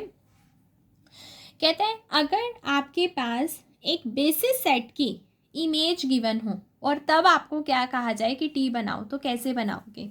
तो ठीक है, मैंने लिया, सबसे पहले इक्वेशन कंसीडर किया, ये हमें क्वेश्चन दे रखा है कि टी एक मैपिंग है आर स्क्वायर से आर स्क्वायर पर। ये आपको गिवन है कि टी को मैंने 1 2 पर लगाया है तो 2 3 आ रहा है, टी को 0 1 पर लगाया है तो 1 4 आ रहा है। बस इतनी सी स्टेटमेंट गिवन है, ये बस इसके अकॉर्डिंग मुझे कहा गया कि आप जो है टी बना के दिखाओ। तो आपको मैंने क्या बोला था अभी अभी ऊपर, बेसिस सेट की इमेज गिवन है। अब बेसिस सेट कौन हुआ, क्योंकि ये तो इमेजेस हो गई, क्योंकि आपको पता है जब टी लगता है तो जो आंसर आता है उसे इमेजेस, तो इसका मतलब ये बेसिस सेट हुआ। बेसिस सेट, हाँ जी, ये स्पेस कैसा है आर स्क्वायर, इसकी डायमेंशन क्या होगी 2, तो इसका मतलब इसके बेसिस में सिर्फ 2 ही एलिमेंट होंगे। तो मान लो मैंने ये लिया क्योंकि यही गिवन है, तो पहले ये चेक करना होता है कि क्या ये बेसिस है या नहीं है।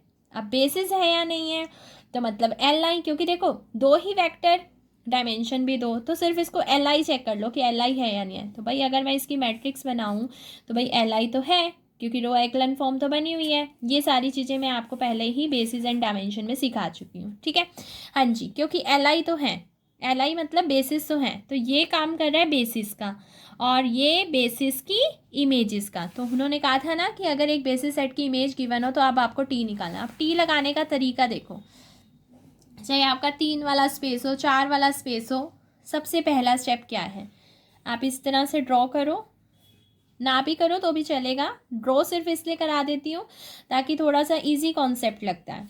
ये लिया आर स्क्वायर से आर स्क्वायर पर टी पर, और यहाँ पर एलिमेंट डाले या इनकी इमेजेस डाली और ये लिख दिया बेसिस सेट और ये लिख दिया इमेजेस। सबसे पहला स्टेप क्या है, ध्यान से समझना।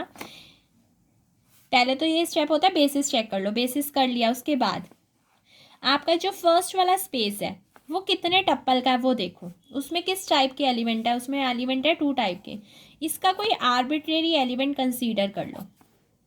कर लिया, मैंने जैसे क्या कंसीडर किया है एक्स वाई, ओके लिख दो।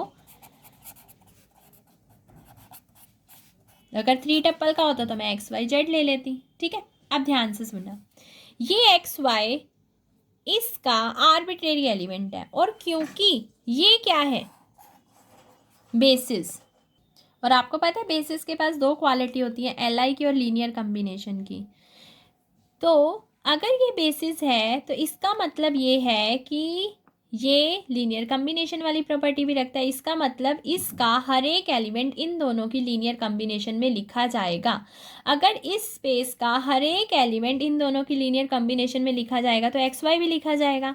तो मैं एक्स वाई को लिख सकती हूँ इन दोनों की लीनियर कम्बिनेशन में। अब इन दोनों की लीनियर कम्बिनेशन में लिखना है तो कोई ना कोई स्केलर तो चाहिए होगा। एक स्केलर ले लिया मैंने ए और एक ले लिया बी, तो ए की कर दी इस वाले से मल्टीप्लाई प्लस बी की कर दी इससे मल्टीप्लाई। लिखा जा सकता है ना? क्यों लिखा जा सकता है? बिकॉज ये हमारा बेसिस है and we know that every element can be represent in the linear combination of the basis element. Basis element की लीनियर कॉम्बिनेशन में हर एलिमेंट को लिखा जा सकता है। अब मेरा पहला स्टेप ही यही था, एक्स वाई लेकर, मतलब इसका आर्बिट्रेरी एलिमेंट लेकर इनकी लीनियर कॉम्बिनेशन में लिख दो। लिख दिया। अब आपका सेकेंड स्टेप ये है कि आपको इस ए बी को फाइंड करना है। आपको क्या करना है? इस ए बी को लेकर आना है और इसका कोई नाम रख दो। मैंने इसका नाम रख दिया स्टार इक्वेशन, क्योंकि मैं ए बी को निकाल कर इसी के अंदर लगा दूंगी। तो पहला स्टेप क्लियर हुआ, आर्बिट्रेरी एलिमेंट लो, इनकी लीनियर कॉम्बिनेशन में लिख दो, and then second step is find out the A B. ठीक है, चलो अब सॉल्व करते हैं। मल्टीप्लाई करी, इधर भी मल्टीप्लाई करी, ओके। फर्स्ट वाला फर्स्ट में ऐड हुआ, that's why A plus zero. Second वाला सेकेंड में ऐड हुआ, that's why 2a plus B. अब इधर देखो, इधर भी एक पेयर, इधर भी एक पेयर। तो अकॉर्डिंग टू दिस हमारा पहला एलिमेंट पहले वाले के इक्वल है ना, तो a प्लस ज़ीरो किसके इक्वल हो गया? x के। इसी तरह से सेकेंड वाला एलिमेंट सेकेंड एलिमेंट के इक्वल, ओके। a की वैल्यू तो आ गई, हमारा फोकस ए और बी को निकालने में था ना, ए निकल आया, ए को पुट किया, बी भी निकल आया। तो सेकंड स्टेप भी क्लियर हो गया। पहला स्टेप, आर्बिट्रेरी एलिमेंट को लीनियर कॉम्बिनेशन में लिखो, फिर जो स्केलर यूज़ किए, सेकंड स्टेप ये है कि उन स्केलर की वैल्यू निकालो, निकाल लिया। थर्ड स्टेप, अब इसी ए बी को जाकर अपनी स्टार इक्वेशन में लगा दो, देखते हैं। तो यही थी ना हमारी स्टार इक्वेशन, ए की वैल्यू अभी अभी क्या आई थी? एक्स आई थी, और बी की वैल्यू अभी अभी क्या आई थी? Y minus 2x। तो पुट करते हैं। अब मैंने पुट करी तो हमारी स्टार इक्वेशन में जब मैंने ए बी को लगाया तो वो आ गया एक्स वाई, ए की value X 1 2 and Y minus 2x and 0 1। ठीक है, अब इसको अंदर मत भेज देना, नहीं तो फिर वो वापस से एक्स वाई बन जाएगा। जस्ट आपका थर्ड स्टेप क्या था? आपको आपकी स्टार इक्वेशन में अपने ए बी को जस्ट लगाना है, लगा दिया। अब ध्यान से सुनो, आप करने क्या आए हो क्वेश्चन में, ये बताओ। हम क्वेश्चन में क्या करने आए हैं? हम अपना टी निकालने आए हैं। टी मतलब कि आपको अपनी मैपिंग बतानी है कि टी एक्स वाई पर लगकर क्या देगी। तो टी एक्स वाई पर लगकर क्या देगी, और ये एक्स वाई की रिप्रेजेंटेशन है। तो मैं क्या करूँगी, जस्ट इसी के ऊपर क्या ले लूँगी? टी ले लूँगी। टी ले लिया मैंने दोनों जगह। टी लेफ्ट हैंड साइड पर लिया तो ये बना। जब टी राइट हैंड साइड पर लूँगी तो ये थे स्केलर, क्योंकि ये ए बी थे। और आपको पता है टी लगाने का तरीका कि स्केलर बाहर आ जाता है, टी लग जाता है इस पर। स्केलर बाहर आ जाता है, टी लग जाता है इस पर। ठीक है, ठीक है। एक्स पढ़ा रहा, यहाँ से ये भी पढ़ा रहा। अब मुझे ये बताओ, स्टार्टिंग में एक चीज़ गिवन थी ना, ये देखो कि टी 1 2 पर लगकर 2 3 देती है, टी 0 1 पर लगकर 1 4 देती है। 1 2 पर लगकर 2 3 एंड 0 1 पर लगकर 1 4, है ना। चलो अब सॉल्व कर दो, जो सॉल्व करके आएगा वही आपका टी आ जाएगा। Solve it. y minus 2x की 1 से करी तो यही आ गया, जब 4 से करी तो 4y माइनस में 8x।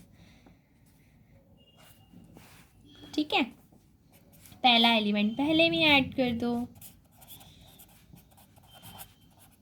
कॉमा दूसरा एलिमेंट दूसरे में ऐड कर दो। ओके, चलो अब हम सॉल्व कर देते हैं।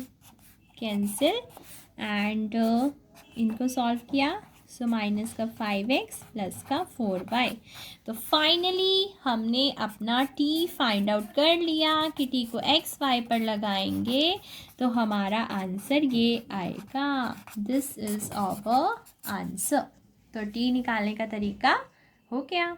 बस सिंपल क्या था, फर्स्ट स्टेप क्या था, आर्बिट्रेरी एलिमेंट कंसीडर करो, उसको उसकी लीनियर कॉम्बिनेशन में लिखो, फिर जो आपने स्केलर्स चूज़ किए सेकंड स्टेप में उन स्केलर की वैल्यू निकालो, थर्ड स्टेप में आपको जस्ट उन ए पी को स्टार इक्वेशन में लगाना है, सॉल्व नहीं करना, सिर्फ लगा के, एंड देन नेक्स्ट स्टेप में लास्ट स्टेप में आपने दोनों जगह टी लगा देना और आपको पता है स्केलर बाहर आ जाता है, टी अंदर लग जाता है और टी की इमेजेस आपको गिवन होंगी, जस्ट पुट करो एंड अपना आंसर पाओ। ठीक है। नेक्स्ट टॉपिक मैं आपको करवा रही हूँ कि आपको कभी टी गिवन हो और आपको उसका इन्वर्स निकालना हो तो किस तरीके से निकालते हैं। ये भी बहुत ही इंपॉर्टेंट टॉपिक है, आपको निकालना आना चाहिए। सबसे पहले मेरी बात ध्यान से सुनो, जब आपको किसी का इन्वर्स निकालना हो तो आपको पता भी होगा इन्वर्स तभी एग्जिस्ट करता है जब वो मैपिंग 1 1 और ऑन टू हो। ठीक है। तो आपको अगर आपके टी से कभी भी टी इन्वर्स निकालना हो तो आपका फर्स्ट स्टेप यही है कि आपको उसे 1 1 दिखाना है और उसे ऑन टू प्रूव करना है। ठीक है। आफ्टर दैट आप ये कहोगे कि 1 1 है, ऑन टू है, तो पक्का वो इन्वर्टिबल है, तो उसका इन्वर्स एग्जिस्ट करता है, तो वहाँ से आप इन्वर्स की वैल्यू निकाल लोगे। ठीक। आप ध्यान से सुनना, 1 1 के लिए क्या करना है और ऑन टू के लिए क्या करना है। 1 1 के लिए जब हमने डेफिनेशन सीखी थी तो आपको वहाँ पर बताया भी गया था अगर इमेजेस इक्वल हों तो आपको एलिमेंट को इक्वल दिखाना है। तो बस आप अपनी इमेजेस को इक्वल लेके चलना और सॉल्व करते करते आप एलिमेंट्स को इक्वल दिखा दोगे। फिर ऑन टू में जब जाओगे, ऑन टू में क्या करोगे, सेकंड वाले वेक्टर स्पेस का एक एलिमेंट उठाओगे और फर्स्ट वाले स्पेस का एक एलिमेंट एग्जिस्ट करवाओगे और टी फर्स्ट वाले एलिमेंट पर लगाकर सेकंड वाला एलिमेंट लोगे और वहाँ से आपको वैल्यू निकालनी होगी एंड देन उसके बाद आप टी इन्वर्स निकालोगे। वो अभी आप जब क्वेश्चन करोगे तो आपको और अच्छे से क्लियर होगा। सो स्टार्ट करते हैं। स्टेटमेंट देखो क्या है, let T from R square to R square be a linear operator defined by कि टी को एक्स वाई पर लगाएंगे तो y 2x माइनस वाई। अगर वैसे भी देखो आर स्क्वायर से आर स्क्वायर पर मतलब 2 टपल से 2 टपल पर ही आंसर आएगा। जब टी को 2 टपल पर लगाएंगे तो 2 टपल का ही आएगा। आपको एक तो ये शो करना है कि टी इज़ इन्वर्टिबल। देखो अगर इतनी चीज़ ही करनी होती देन आपको सिर्फ इतना दिखाना है कि 1 1 और ऑन टू है, बिकॉज अगर 1 1 ऑन टू हो तो एक लीनियर ट्रांसफॉर्मेशन तो फिर उसे इन्वर्टिबल बोला जाता है। लेकिन इन्होंने ये कहा है कि आपको इसके लिए एक फॉर्मूला भी लेके आना है। तो स्टार्ट करते हैं। आपने आर स्क्वायर से आर स्क्वायर पर एक मैपिंग बनाई, जो आपने गिवन था वो लिख दिया। आपको मैंने 1 1 के लिए बताया है कि इमेजेस को इक्वल लेके चलना है। ठीक है। अब देखो इमेजेस भी अगर किसी एलिमेंट की लेनी है तो वो एलिमेंट तो होगा तभी तो, अगर मान लो यहाँ कोई एलिमेंट लिया है तो उसके ऊपर टी लगेगा तभी तो इमेज बनेगी। तो मैंने वो एलिमेंट ले लिया यू।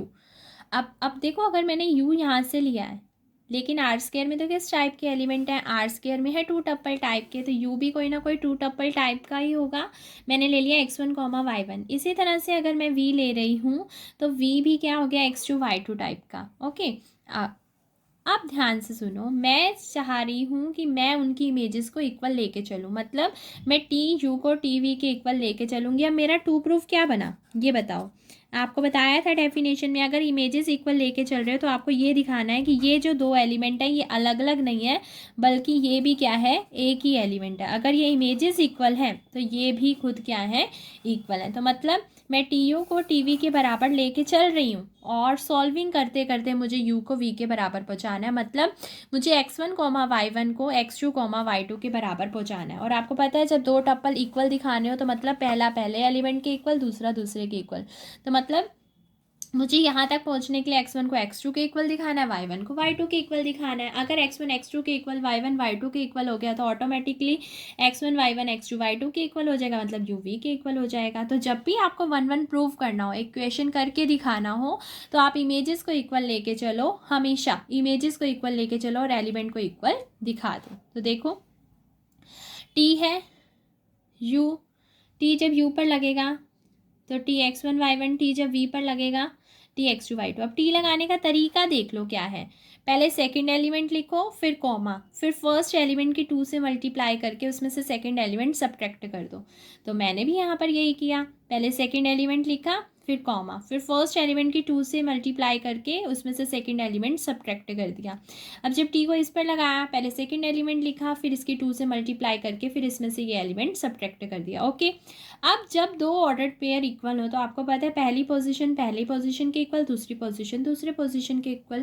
तो अकॉर्डिंग टू दिस मैं कह सकती हूँ कि y1 y2 के इक्वल हो गया and this thing is equal to this thing. तो हमने यहाँ पर ये चीज़ लिख दी। ओके, क्योंकि y1 y2 के इक्वल है तो मैंने y2 की जगह भी y1 पुट कर दिया, फिर y1 को मैं इधर लेके आई, ये से कट किया। According to this 2x1 2x2 के बराबर आ गया, 2 से 2 कटा और फिर x1 किसके बराबर आ गया, x2 के। तो अब आप खुद सोचो, x1 x2 के इक्वल, y1 y2 के इक्वल, अगर मैं यहाँ से पेयर यूँ करूँ तो यहाँ से x1 कॉमा y1, x1 किसके इक्वल था, x2 के, और y1 किसके इक्वल था, y2 के। तो x1 x2 के इक्वल, y1 y2 के इक्वल, तो u किसके बराबर हो गया, v के। तो t क्या हो गया, 1 1। तो आप इमेजेस इक्वल लेके चलो और एलिमेंट को इक्वल दिखा दो, तो 1 1 हो गया। अब आपने ऑन टू के लिए देखो क्या करना है। ऑन टू के लिए आपने ये करना है कि 4 आपने सेकंड वाले सेट का एक एलिमेंट लेके चलना है। देखो यहाँ पर ये बनाया मैंने, आपने इधर वाले का एक एलिमेंट लेके चलना है और आपने ये कहना है कि इस वाले के लिए इस वाले में एक एलिमेंट ऐसा है कि मैं टी को इस वाले पर लगाऊं तो ये आ जाएगा। ऑन टू यही कहता है ना कि यहाँ के हर एक एलिमेंट के लिए यहाँ पर एक एलिमेंट ऐसा मिलेगा कि टी को मैं इसके एलिमेंट पर लगाऊं तो ये एलिमेंट आ जाएगा। अच्छा, अब ये एलिमेंट भी इसका है और इसमें किस टाइप के एलिमेंट है, 2 टप्पल टाइप के, तो मैंने इसका नाम आर एस रख दिया। तो देखो यही लिखा है कि 4xy belongs to R square, T अगर ऑन टू है तो इफ़ आर एस जो है यहाँ का एलिमेंट इसमें एग्जिस्ट करेगा सच दैट कि टी को इस वाले एलिमेंट पर लगाऊं तो ये आ जाएगा, यानी कि टी को अगर मैं आर एस पर लगाऊं तो ये एलिमेंट एक्स वाई आ जाएगा। ठीक है, तो बस टी को आर एस पर लगाया तो इक्वल टू एक्स वाई आ गया। अब टी को लगाने का तरीका कैसे सिखाया था, पहले सेकंड एलिमेंट, फिर कॉमा, फर्स्ट एलिमेंट की 2 से मल्टीप्लाई कर दो, माइनस में ऐसे, फिर equal to X Y. Okay, अब पहला पहले के इक्वल, दूसरा दूसरे के इक्वल। आपका फोकस पता है किस पर है, क्योंकि आपने कहा ना ये एग्जिस्ट करेगा, आप कह रहे हो ये करेगा, इसका मतलब आपका फोकस है कि आप जो है आर को फाइंड आउट करके लाओ और आप जो है एस को फाइंड आउट करके लगाओ। ठीक है, लेके आओ। तो मैंने क्या किया, पहला पहले के इक्वल रखा, दूसरा दूसरे के, पहला एक्स एस के इक्वल है, बट मुझे किसकी वैल्यू चाहिए, आर एस की। तो इसका मतलब एस एक्स के इक्वल हो गया, 2r माइनस एस बराबर में y। तो मैंने अपने s की वैल्यू पुट कर दी, 2r माइनस में x is equal to y, 2r as it is, x इधर माइनस का उधर जाके प्लस का हो गया, 2r की वैल्यू y प्लस एक्स आ गई, r की वैल्यू क्या आ गई, y प्लस एक्स बाई 2। तो अब हमने अपना r भी निकाल लिया, हमने अपना s भी निकाल लिया। ठीक है, अब ध्यान से, ऑन टू तो हो ही गया क्योंकि आपने कहा था कि ऐसा एलिमेंट एग्जिस्ट करता है। ओके, सॉरी यहाँ पर x गलती से लिख गया, यहाँ 2 आएगा। ओके, अब अपने आर एस को देखो, क्या एक्स वाई की फॉर्म में आया है, आया, इसका मतलब आपने सही एग्जिस्ट करवा दिया, तो ऑन टू हो गया। अब ध्यान से सुनो, अब रिजल्ट लगाया, क्योंकि T11 एंड ऑन टू है and we know that A11 onto linear transformation is invertible, तो T हमारी क्या हो गई, इन्वर्टिबल। एक चीज़ प्रूव होगी। अब टी इनवर्स क्योंकि एग्जिस्ट करता है, हाँ जी। अब देखो टी इनवर्स कितना आसान है बनाना, ऑन टू ने ही हमारा सारा काम कर दिया। देखो कैसे, क्योंकि टी उसने आर एस पे लगाया तो एक्स वाई आया था ना। अब ये मैपिंग अगर मैं इस साइड भेज दूँ तो टी इनवर्स हो जाएगी, बिल्कुल। तो टी इनवर्स एक्स वाई असल में किसके इक्वल है, आर एस के। तो क्या आपके पास आर की वैल्यू नहीं है, क्या आपके पास एस की वैल्यू नहीं है, लो क्वेश्चन हो गया। टी इनवर्स को एक्स वाई पर लगाया तो वो आर एस आया, आर की वैल्यू पुट कर दी, एस की वैल्यू पुट कर दी, दिस इज आवर आंसर। इसीलिए तो हमने ऑन टू से आर एस निकाल लिया था, क्योंकि हमारा आर एस अपने पास रख के टी उधर जाके टी इनवर्स बन जाता, बस सिंपल। तो वो टी इनवर्स निकालने का तरीका यही है, जब भी टी इनवर्स वाला क्वेश्चन आ जाए, चाहे वो कितने भी टप्पल में आ जाए, आपको जस्ट ट्रिक पता होनी चाहिए, आपको जस्ट मेथड पता होना चाहिए कि निकालते किस तरीके से है। पहले आप 1 1 दिखाओ, 1 1 दिखाना है तो आप इमेजेस को इक्वल लेके चलो और एलिमेंट को इक्वल दिखा दो, ठीक है। और ऑन टू दिखाना है तो सेकंड वाले का एलिमेंट लेके चलो और उसको ये कहो कि पहले वाला एग्जिस्ट करेगा, कि टी उस पर लगाऊंगी तो दूसरे वाला एलिमेंट आ जाएगा, ठीक है। फिर वहाँ से उसकी वैल्यू फाइंड आउट कर लो। फिर टी इनवर्स निकालने का तो बहुत इजी तरीका है कि वो ऑन टू वाली चीज़ लिख दो। टी को जैसे हमने आर एस पर लगाया तो एक्स वाई आया, तो आर एस को अपने पास रख लो, टी को उधर भेज दिया, टी इनवर्स बन गया। आर की वैल्यू पता थी, एस की वैल्यू पता थी, तो अकॉर्डिंग टू दिस हमने क्या फाइंड कर लिया, टी इनवर्स एक्स वाई। तो यही तो निकालना था, उसे कहा था ना कि फॉर्मूला बनाओ, हमने फॉर्मूला बना दिया। ओके चलो, एक टॉपिक छोटा सा और है वो मैट्रिक्स का भी, ताकि आपको लीनियर ट्रांसफॉर्मेशन से लेकर जो बेसिक था वो सारा आपका स्ट्रॉन्ग हो जाए, मैट्रिक्स निकालनी आ जाए, इन्वर्स निकालना आ जाए और टी बनाना आ जाए, ठीक है। तो मेरी कोशिश यही थी कि इस वीडियो में मैं बेसिक भी करवा दूँ और कुछ चीज़ें निकालना भी सिखा दूँ कि किस तरीके से टी बनाते हैं, किस तरीके से इन्वर्स निकालते हैं और किस तरीके से मैट्रिक्स बनाते हैं, ठीक है। और अगर आपको वीडियो अच्छी लगती है, आपको हेल्प मिलती है, तो आप कमेंट सेक्शन में ज़रूर बताना और लाइक ज़रूर करना। चलो अब एक छोटा सा टॉपिक है मैट्रिक्स का, वो भी मैं करवा देती हूँ। How to find matrix when a linear transformation T is given. जब आपके पास टी गिवन हो और आपको मैट्रिक्स बतानी हो, तो देखो क्या है, जैसे मैंने टी लिया कि आर स्क्वायर से आर क्यूब पर, और टी हमें गिवन है कि टी को 2 टप्पल पर लगाएं तो 3 टप्पल वाला कुछ आएगा, बिकॉज आर स्क्वायर से आर क्यूब पर है। तो टी को जब मैंने एक्स वाई पर लगाया तो मेरे पास क्या है, 3x minus Y comma 2x plus 4y comma 5x minus 6y relative to the standard basis of R square and R cube. आपको बेसिस गिवन होगा, अब इन्होंने स्पेशली बेसिस कौन सा गिवन दिया है, स्टैंडर्ड। स्टैंडर्ड आपको पता ही है, आर स्क्वायर का स्टैंडर्ड बेसिस क्या होता है, 2 टप्पल का 1 0 एंड 0 1। आर क्यूब का स्टैंडर्ड बेसिस क्या होता है, ये सारा सिखाया हुआ है बेसिस एंड डायमेंशन वाली वीडियो में। आर क्यूब का क्या होता है बताओ, 1 0 0 0 1 0 एंड 0 0 1। ओके चलो अब मैट्रिक्स बनाने का तरीका सीखते हैं। सबसे पहले तो फिगर ड्रॉ करेंगे, हमने इस तरीके से कर लिया, एक आर स्क्वायर एक आर क्यूब, इधर वाला भी बेसिस बना लिया मैंने, इधर वाला भी बेसिस बना लिया, because we know that standard basis of R square is 1 0 and 0 1 and we know that standard basis of R cube is 1 0 0 0 1 0 0 0 1। इधर भी मैंने लिख दिया है, टी मैपिंग है, ये आर स्क्वायर से आर क्यूब पर है, ये स्टैंडर्ड बेसिस है आर स्क्वायर का और ये स्टैंडर्ड बेसिस है आर क्यूब का। ओके और क्या चीज़ गिवन थी, हमें गिवन था टी, तो मैंने अपना टी भी लिख दिया। ओके अब मेरी बात ध्यान से सुनना, आपको करना क्या है, जब मैट्रिक्स निकालनी हो, जब आपको टी गिवन हो और बेसिस गिवन हो, पहला स्टेप ये है कि आपको पहले वाले के बेसिस को लेना है, उनके ऊपर टी लगाकर उनकी इमेजेस को लाना है। पहले वाले स्पेस की यानी कि ये वाले स्पेस की बेसिस यानी कि ये इनकी इमेजेस को ढूंढना है। तो पहला स्टेप क्या है मैट्रिक्स में, पहले वाले स्पेस की बेसिस की इमेजेस को ढूंढो, ठीक है। अब आप देखो, हाँ जी 1 0 है, अब 1 0 की इमेज कब पता चलेगी, जब मैं टी के अंदर 1 0 डाल दूंगी, क्योंकि टी तो दे ही रखा है, तो मैं टी 1 0 की इमेज ढूंढ सकती हूँ। तो मैंने क्या किया, एक्स की जगह 1 पुट किया, वाई की जगह 0 पुट कर दिया। ओके तो मैंने बहुत ही ईजिली यहाँ से इसकी इमेज फाइंड कर ली, क्योंकि टी का फॉर्मूला दे रखा था, एक्स की जगह 1 पुट कर दिया, वाई की जगह 0, है ना। सॉल्व कर दिया, सॉल्व करके मेरे पास आ गया 3 2 5। तो इसका मतलब टी 1 0 की इमेज कितनी आ गई, 3 2 5। अच्छा और अभी भी एक की आई है, दूसरे की नहीं आई, दूसरे का नाम क्या है 0 1, इसका मतलब इसका नाम 0 इसका नाम 1, तो एक्स की जगह 0 वाई की जगह 1 पुट कर दिया, लो एक और की भी इमेज आ गई। तो पहला स्टेप हमारा कंप्लीट हो गया। हमारा फर्स्ट स्टेप ये था कि पहले वाले स्पेस की बेसिस की इमेज ढूंढ के आओ, ढूंढ ली। अब ध्यान से सुना, बहुत ही इंपॉर्टेंट स्टेप है। इसकी इमेज जब आई तो इस वाले सेट में ना क्या आई है, 3 2 5 ये आई है। अब एक बात मुझे बताओ, ये जो 3 2 5 है ये किसका एलिमेंट है, आर क्यूब का ना, और ये 3 कौन है, ये 3 बेसिस। और आपको पता है हर एलिमेंट अपनी बेसिस की लीनियर कॉम्बिनेशन में लिखा जाता है, तो क्या ये 3 2 5 इनकी लीनियर कॉम्बिनेशन में नहीं लिखा जाएगा, बिल्कुल लिखा जाएगा, तभी तो मैंने जान के इधर का एलिमेंट ढूंढा है। तो 3 2 5 को मैं क्या कर दूंगी, इनकी लीनियर कॉम्बिनेशन में लिख दूंगी, 1 0 0 0 1 0 और 0 0 1।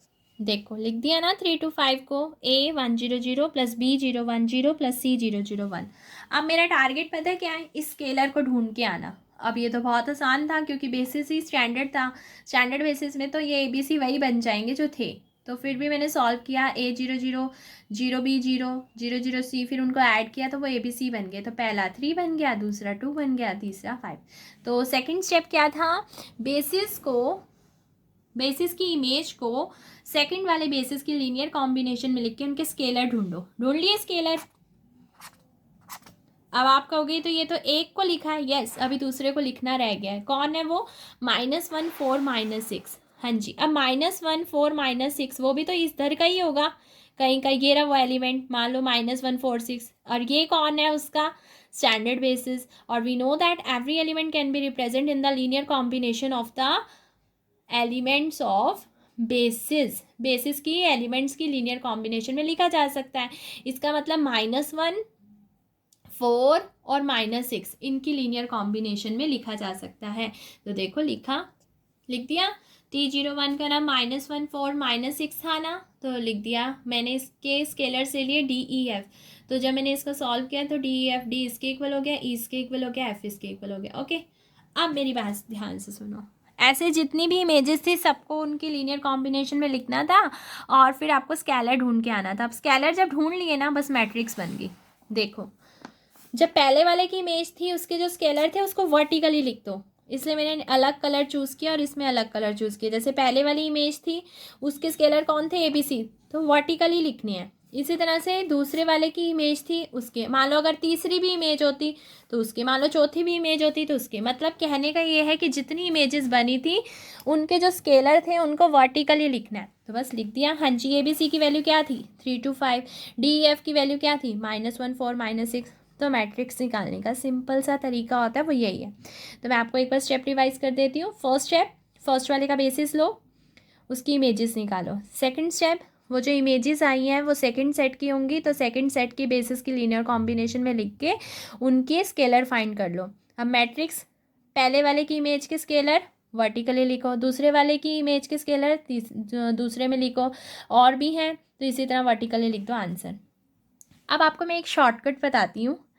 अगर क्वेश्चन में कभी भी स्टैंडर्ड बेसिस गिवन हो, अब जैसे कि हमारे वाले क्वेश्चन में स्टैंडर्ड बेसिस गिवन था ना, यस, R² का भी R³ और आपको क्वेश्चन दे रखा हो, इतना बड़ा मेथड करने की ज़रूरत नहीं है क्योंकि MCQs हैं। ठीक है, अगर MCQs के तरीके से कर रहे हो तो अगर, लेकिन है सिर्फ ये उसके लिए रूल जो स्टैंडर्ड बेसिस गिवन हो। अब जैसे मेरा तो स्टैंडर्ड बेसिस गिवन था, अब मेरे को पता भी चल जाएगा आंसर मैच करता है नहीं करता, क्योंकि ऊपर बड़े तरीके से कर भी दिया है। ध्यान से देखो, T दे रखा होगा ना, अगर स्टैंडर्ड बेसिस, इधर का भी स्टैंडर्ड बेसिस इधर का भी, दोनों का भी, तो आपने पता क्या करना है, ये स्केलर है ना कोफिशिएंट, बस ये उतारते जाओ। उतार दिया, रो वाइज दूसरे पे आओ, 2 4 उतार दिया, 5 -6 उतार दिया। आंसर अब मैच करें, 3 -1, हाँ जी, 2 4, हाँ जी, 5 -6, हाँ जी। अब बताओ, इतना सारा करने की ज़रूरत ही नहीं थी। लेकिन ये ट्रिक सिर्फ उसके लिए है जब दोनों के स्टैंडर्ड बेसिस गिवन हो, तो आप अपने हर टप्पल से, हर कोऑर्डिनेट से अपने स्केलर्स उतारते जाओ, कोफिशिएंट्स उतारते जाओ। ठीक है, तो आज की वीडियो फिनिश। आपको सारा लीनियर ट्रांसफॉर्मेशन का बेसिक करवा दिया और T इनवर्स निकालना, मैट्रिक्स निकालना और T निकालना सिखा दिया। आपको वीडियो अच्छी लगी हो तो लाइक ज़रूर करना और कमेंट सेक्शन में ज़रूर बताना अगर आपको हेल्प मिली हो तो। बाय।